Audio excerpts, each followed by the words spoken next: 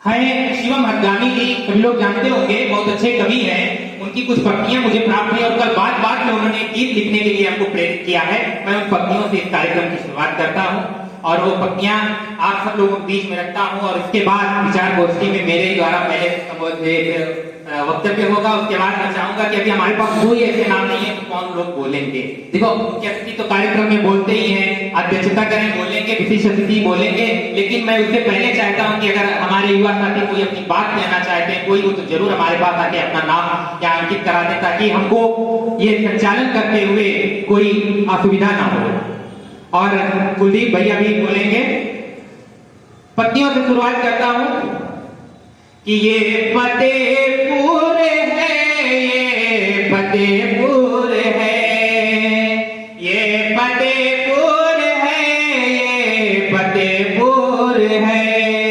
भाईचारा मोहब्बत से भरपूर है, भाईचारा मोहब्बत से भरपूर है। ये फतेहपुर है, फतेहपुर है।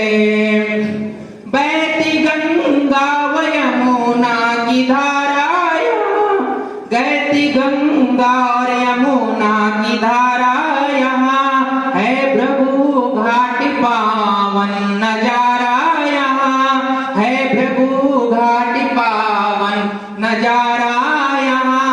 नफरतों से मियाँ ये बहुत दूर है, फतेहपुर है, ये फतेहपुर है, ये फतेहपुर है, ये फतेहपुर है।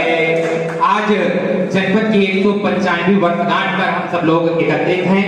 आदरणीय अमित भैया जी, हमारा सौभाग्य है कि हमेशा हमको मार्गदर्शित करने का कार्य किया है और एक छोटे भाई के तरह मानकर के स्नेह प्रदान किया है। और उस व्यक्तित्व को मैं नमन करता हूं जो भृगु ऋषि को, तपस्थिति को नेतृत्व कर रहे हैं।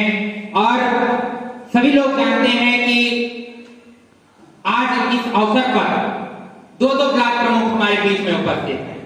खजुआ ब्लॉक प्रमुख जी भी हैं और भिडौरा ब्लॉक प्रमुख हैं। भिडौरा ब्लॉक प्रमुख केवल भिडौरा के ब्लॉक प्रमुख नहीं बल्कि पूरे 13 ब्लॉकों के ब्लॉक प्रमुख संघ के अध्यक्ष।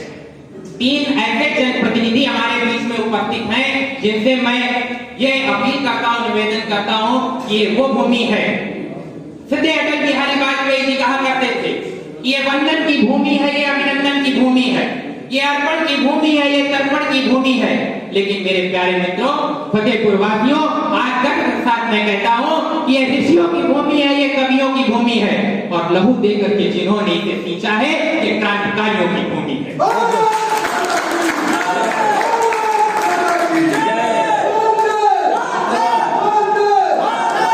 सांस्कृतिक वैभव हो या पौराणिक विरासतों को अपने आप में समेटे हो और यह पुरातात्विक विरासतों को अपने आप में संजोए हो, यह जनपद हम सब लोगों को इसके इतिहास से, इसकी विरासतों के बारे में जानने और इसको संवारने की जरूरत है। और जब तक भावी युवा पीढ़ी इस ओर अपने कदम नहीं बढ़ाएगी, इस ओर कार्य नहीं करेगी, हम जानते हैं कि हमारा जनपद 2 महानगरों के बीच में बसा हुआ है। एक तो प्रयागराज और दूसरा कानपुर महानगर, और इनके मध्य में फतेहपुर जनपद ऐसा जनपद है जिसे अगर आप भारत के मानचित्र में कहीं खोजे तो शायद ही मिले।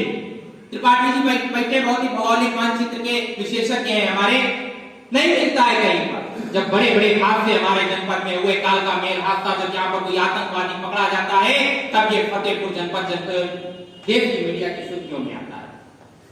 यह जनपद अपने गौरवशाली इतिहास को संजोए हुए, यह जनपद अपने आप में 195वीं वर्षगांठ पर आप सबसे करा के कह रहा है कि क्या आप हमें हैप्पी बर्थडे बोलेंगे। तब हम सब लोगों ने एक सोच के तहत 2016 में दैनिक जागरण की प्रेरणा से जनपद का स्थापना दिवस मनाना शुरू किया।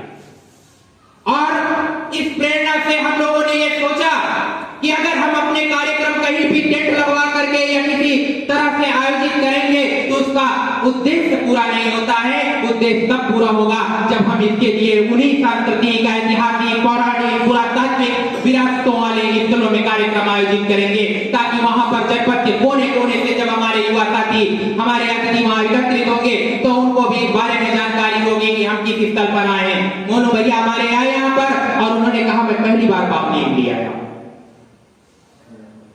भावी युवा पीढ़ी जब हमारे जनपद के गौरवशाली इतिहास से वाकिफ होगी तब हम गर्व के साथ कहेंगे कि हमारा जनपद ऐसी विरासतों से भरा पड़ा है जिनको आज का युवा जान रहा है।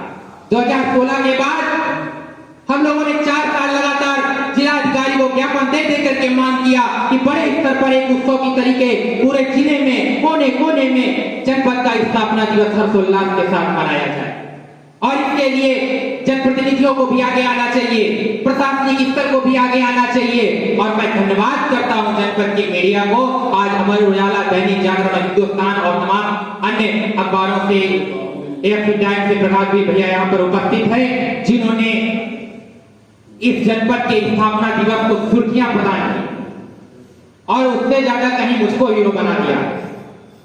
लेकिन मैंने जनपद के हमारे जो भी युवा मित्र हैं, जो भी विभिन्न ब्लॉकों से हैं, उनको मैं 10 दिन से लगातार इसलिए प्रेरित कर रहा था कि आप अपने अपने क्षेत्र में रह करके स्थापना दिवस को मनाएं, ताकि हमारा जनपद एक हर्षोल्लास के साथ, उत्सव के साथ 195वीं वर्षगांठ मनाई जा सके। अतीत के झरोखों में अगर जाकर के देखें तो मीराबाई का गिरधर गोपाल मंदिर, शिवराजपुर का वह मंदिर जिसे कभी छोटी काशी का गौरव प्राप्त था, जिसे गौरी कुमारिका के नाम से जाना जाता था, जहां पर आर्य समाज के संस्थापक महर्षि दयानंद सरस्वती ने 1 वर्ष तक रह करके तपस्या की थी, जिसका शिव पुराण में उल्लेख मिलता है, जहां पर 1 दर्जन से अधिक शिवलिंग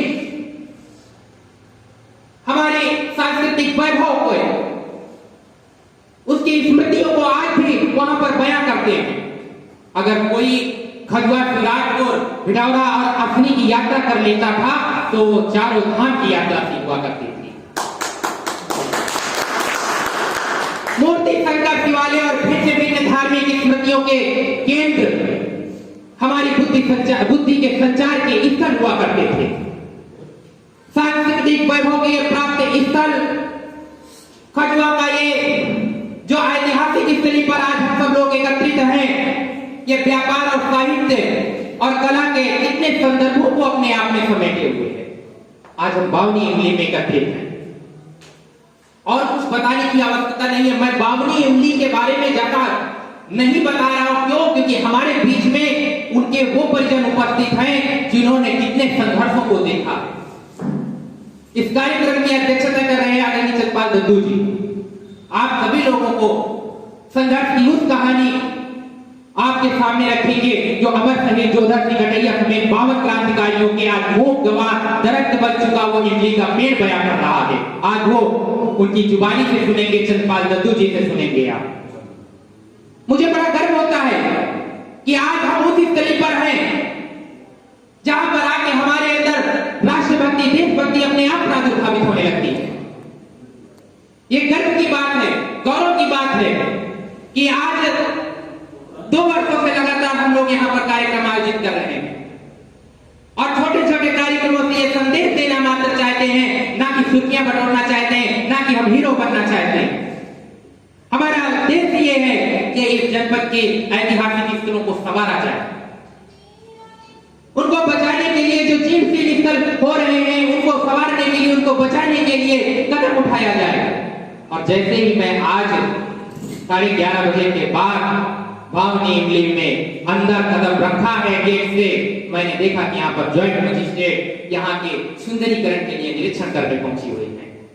उनके साथ तमाम लाव लश्कर के साथ कई विभिन्न क्षेत्रों में घूमकर इस परिसर के पूरी जानकारी ले रही थी। शायद वो पहली बार यहाँ आई हो या इससे पहले आई, लेकिन जिस तरीके से वो जानकारी ले रही थी शायद पहली बार आई। गर्व, थोड़ा अच्छा लगा कि शायद सुंदरीकरण होगा। आप देखते हैं कि यहाँ पर जो प्रतिमाएं बनी हैं उनमें आज भी छतरी नहीं है। और धूल मिट्टी जब यहाँ पर पहुंचे तो मैंने देखा कि सोम और पवन चौहान जी वहां के जो फूल पहले से पड़े थे उनको साफ कर रहे थे, धूल मिट्टी जमी हुई थी। क्या इतनी खाना पूर्ति से काम चलने वाला है? हम यहाँ पर कार्यक्रम आयोजित करके केवल ये नहीं संदेश देना चाहते कि 195 वर्ष को हम केवल मना रहे हैं। हमारा उद्देश्य ये है कि ये सांस्कृतिक वैभव वाले स्थल हो जिन पर हम गर्व करते हैं, ऐसे शहीद स्मारक हो, उनको संवारा भी जाए, इनको बचाने के लिए कुछ ना कुछ किया जाए। फतियाबाद, मुरादीपुर सभी लोग जाते होंगे, देखा होगा वहां पर एक समय गोपालगंज में अंग्रेजों की नाक में दम करने वाले वो क्रांतिकारियों का स्थल फतियाबाद फांसी पर लटका दिया गया था। जिन क्रांतिकारियों का, वो क्रांतिकारियों की भूमि है जहां पर अश्वत्थामा ने तपस्या की है, वो असोतर वाली जनपद की भूमि है। भृगु ऋषि की तपोस्थली है, सूर्य कुमारों की तपोस्थली है, अश्विनी कुमार।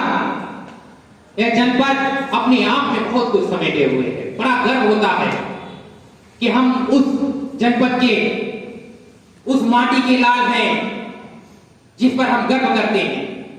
इसीलिए आज हम सब लोग यहां पर एकत्रित हुए। एक बात मैं भूल गया कि ये कवियों की भूमि है। पंडित राष्ट्र कवि सोहनलाल द्विवेदी राष्ट्र कवि के, मैंने बचपन में उनकी दूध बतासा कविता पढ़ा। आज स्मारक के बारे में मैंने एक दैनिक जागरण में पढ़ा और अखिलेश भैया की खबर थी वो कि वहां पर वाचनालय पुस्तकालय बना है, तब मुझको पता चला। मैं तो बड़ा साहित्य प्रेमी हूं, जानकारी नहीं थी कि वहां पर पढ़ने को मिलता है और हमेशा शायद बंद ही रहता है, यही नहीं पता कब खुलता है। लेकिन इसमें भावी युवा पीढ़ी वहां पर जाए, साहित्य पढ़े, इसके लिए जागरूकता की आवश्यकता है। झंडा गीत के रचयिता श्यामलाल गुप्त पार्षद जी, स्वर्गीय कन्हैया लाल जी, स्वर्गीय अशोक वाजपेयी जी और स्वर्गीय रमानाथ अवस्थी जी के दिल से निकलने वाले साहित्य का गवाह है ये जनपद। और जो हमारे शिवम अग्गामी जी, उन्होंने हमको जब ये फतेह को लेकर के इसलिए कहा, कल भी इस कार्यक्रम को लेकर के व्यस्तता थी, छोटी छोटी जिम्मेदारियां होती, लेकिन मैं पहली बार अपनी जिम्मेदारी में कोई कार्यक्रम करा रहा था, इसलिए अगर इसमें कोई भी छोटी सी त्रुटि रही हो तो मुझे माफ कर दीजिएगा। और इस कार्यक्रम को मैं अब आगे बढ़ाता हूं और कुलदीप भैया से निवेदन